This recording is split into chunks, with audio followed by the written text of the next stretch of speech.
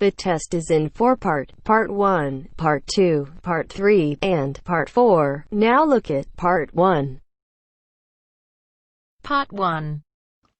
Listen to the conversation between Bob Wills, who is a foreign student advisor at a language school, and Angela Tung, who is a student, and complete the form.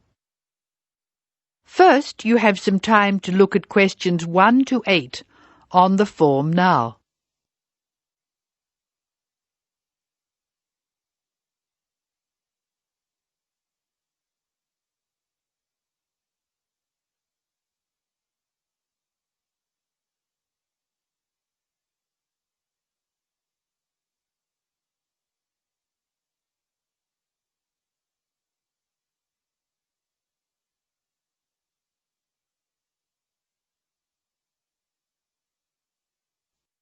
You should answer the questions as you listen because you will not hear the recording a second time. Now listen carefully and answer questions 1 to 8.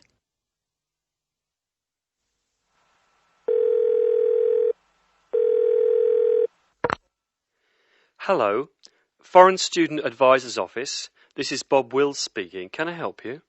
It's Angela Tung here, Bob. I'd like to make a request for special leave. Can I do that over the phone? Hello, Angela. You can make that request by phone, but I'll have to fill the form out. Let me get the special leave form. OK, here it is. Tell me your student number, please. It's H for Harry, 5712. H 5712. OK. What's your address, Angela? I live at 10 Bridge Street, Tamworth. 10 Bridge Street, Tamworth. And your phone number? The telephone number's 810675. Thanks. What course are you doing? I'm in the writing class. Writing. Who's your teacher this term? Mrs. Green. She spells her name like the colour. Thanks. When does your student visa expire? Let me look. July 15. July 15. OK. Which term do you want to take leave? Do you want dates?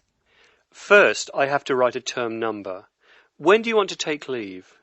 In term 1. OK. Term 1. Now, can you tell me what are the exact dates? I'd like to be away May 31 to June 4. OK, I've got that. You'll miss 4 working days between May 31 and June 4. Is that right? Only 3. I'll be away over a weekend.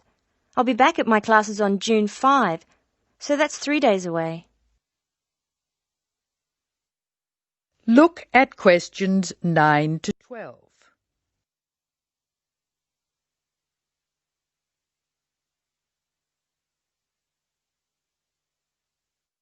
Now listen to more of the conversation between Angela and Bob.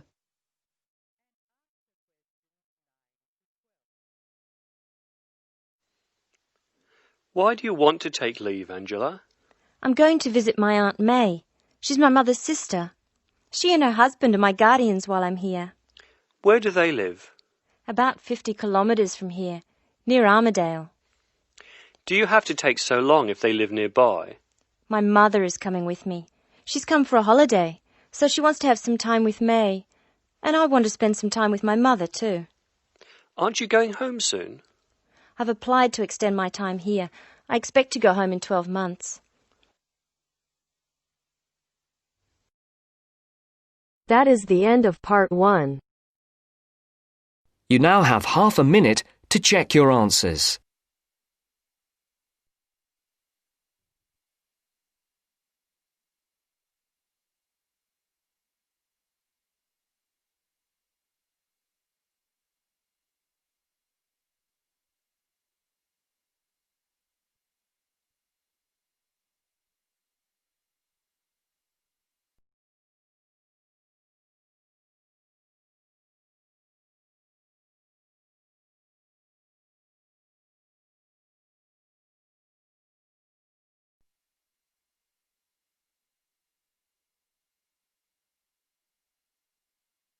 Now turns to Part 2. Part 2. You will hear a tour guide talking to her tour group. First, you will have time to look at questions 11 to 15.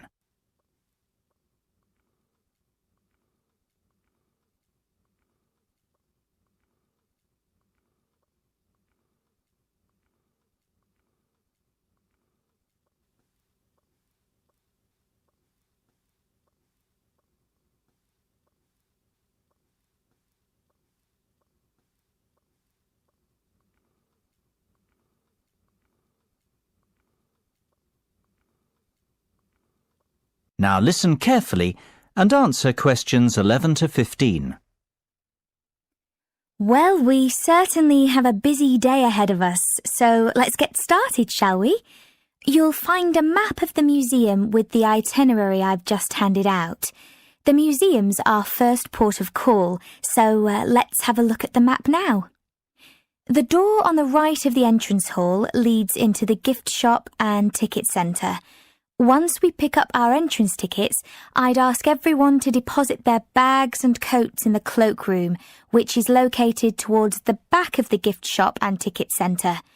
If you want to pick up an information leaflet, you can approach the information desk situated along the right-hand side. Now, once you come back into the entrance hall, the door on the opposite side to the gift shop leads into the art gallery. There is a special exhibition on there at the moment which is not to be missed. If you continue on up the entrance hallway, that leads into the main exhibition centre. At the back left-hand side, there are some toilets. Beside the toilets, you'll find the 3D theatre. I strongly recommend that you make time for the 30-minute presentation in the theatre. It is well worth a viewing. Running along the right-hand side of the main exhibition centre is the Modern Art Studio. Here, not only can you view some of the most famous works of the 20th century, but you can also sit in on a workshop run by a local artist. So, that's the Art Museum. Before you hear the rest of the discussion, you have some time to look at questions 16 to 20.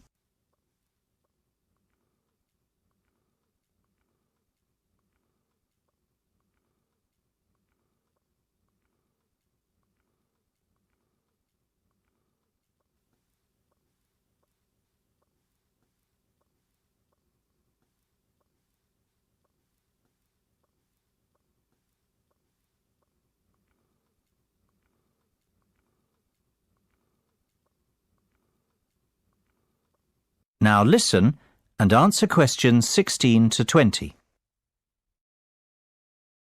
Next on the itinerary is the aquarium. Depending on how long we spend at the museum, we might have to give this one a miss. It's not what I'd call a highlight of the day, but it would be a shame if we didn't get to see it, as it's en route to the Solheim Country Club, where we're booked in for lunch at 1 o'clock. Originally, we had planned to stop off at the Milltown Winery afterwards, but we've had to scrap that plan. Otherwise, we'd never get to the zoological gardens before closing time. We have pre-booked the gardens and must be there by 2:30, so no dilly-dallying please after lunch. Straight back onto the bus. The gardens close at 3:30, so we've an hour there, which should give us ample time to look around. Time allowing, we'll stop off at the famous Stout Brewery after that, if traffic isn't too heavy, and we're in Lincoln before 5. If not, we'll head straight for the National Concert Hall, where you're in for a real treat of an evening, with a performance from the world-renowned cellist, Andrei Borovsky. We have to be in our seats by 6:30 sharp. After that, it's back to the hotel for the night, where a buffet meal will be waiting for us at 8:30, or whenever we get back. That is the end of Part 2. You now have half a minute to check your answers.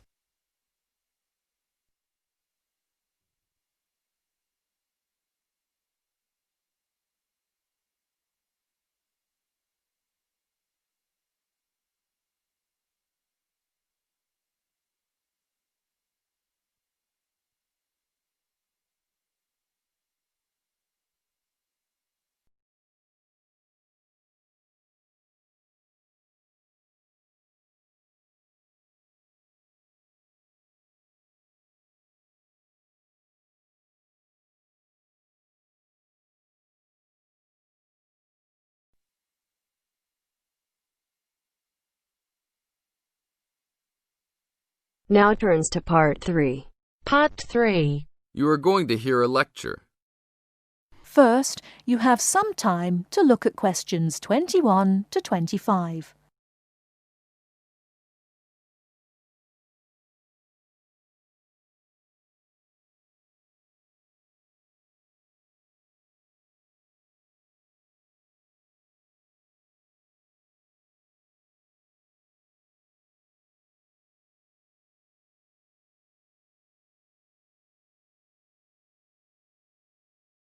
Now, listen carefully and answer questions 21 to 25. London being settled by the Romans explains their lust for blood. By about AD 200, the administration of Britain was divided in two. York became the capital of Britannia Inferior and London of Britannia Superior. Around the same time, the city also acquired its famous walls, probably about 20 foot high. Why did they build such high walls? It was a protective measure which may have been due to civil war, initiated when Governor Claudius Albinus tried to claim the imperial crown in Rome. Was paganism still predominant then? Yes, but Christianity appears to have reached the province at an early date, and only a year after the religion became officially tolerated in the empire, London had its own bishop, Restitutus, who is known to have attended the imperial council of Arles. You really delve deep. I think you'll do well on your tutorial paper.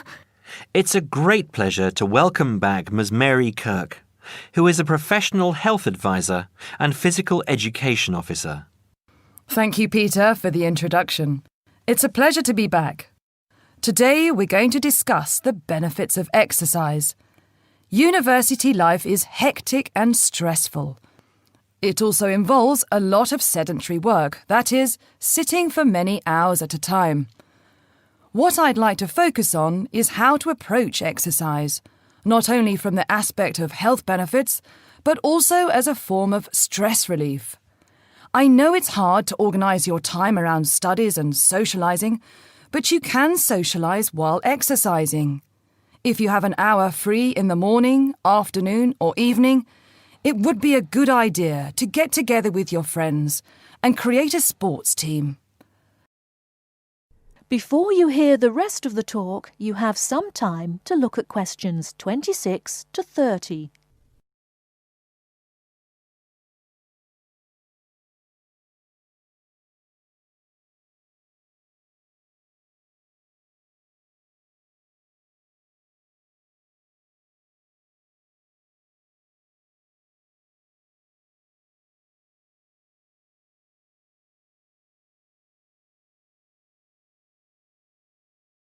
Now listen and answer questions 26 to 30. The grounds of the university are ample enough to support every student's need to become active. There are also readily available facilities at your disposal, such as a football field, tennis and badminton courts. There's also a swimming centre, and within that building is a gymnasium, with a variety of programs such as aerobics and weight training. If the idea of attending one of these facilities seems daunting, then you can walk along the river. Oh, and that reminds me, the university also offers rowing. If there is a sport that you're interested in that's not on offer, you can approach either your student union representative or speak with Sports Administration Manager, Mr. Lawrence Cavendish. Now, I want to talk about why exercise is beneficial, physically and emotionally. The obvious results are physical. You can keep fit by using muscles that ordinarily don't get used in the classroom. The health benefits are astronomical. You'll live longer, be happier, and look good. By building muscle, you strengthen your bones, a definite advantage for women in their later stages of life, as women are prone to osteoporosis. It also strengthens your heart. Yes, don't forget your heart is a muscle, and the more exercise you do and the harder you work, the more blood is pumped from your heart to your brain. Now this brings me to the psychological advantages of exercise. When we are active, endorphins are released into our brain. An endorphin is a chemical that is released when your heart rate is pumping beyond its normal capacity. It's the same as adrenaline. You can actually feel when endorphins kick in. You feel a rush, almost a high. The benefits of this are numerous. Your brain works at peak capacity for a longer period of time. Your awareness is maximised, and the fatigue you usually feel at 4 o'clock in the afternoon will be non-existent. In one word, exercise makes you sharp. Now, I'm not saying that you should overdo exercise, because too much of anything can be dangerous. But if you think about your daily routine, you spend about 6 hours a day in lectures and another 2 or more hours studying. That's a long time to be sitting. And that is a long time for your body not to be moving around. So try and find at least 1 hour a day to get some exercise. If you can't fit in 1 hour a day, try 1 hour every second day or half an hour a day. You will see rewards instantly. You'll feel great and look great. This I can promise you. That is the end of part 3. You now have half a minute to check your answers.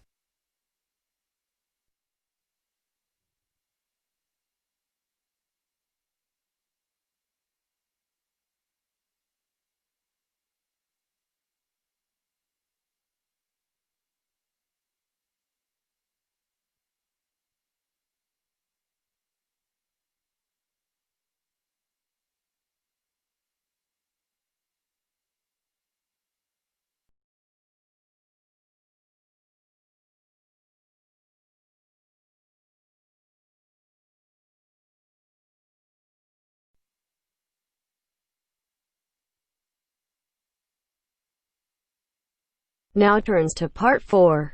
Part 4.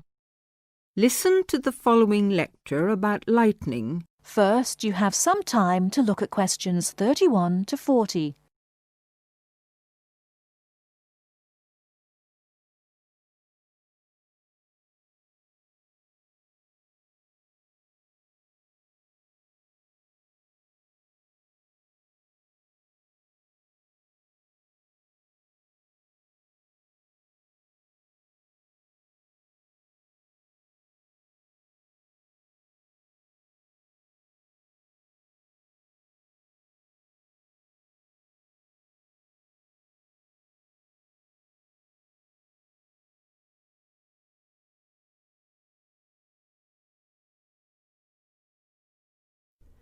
Now listen carefully and answer questions 31 to 40. In earliest times, man considered lightning to be one of the great mysteries of nature. Some ancient people believed that lightning and thunder were the weapons of God.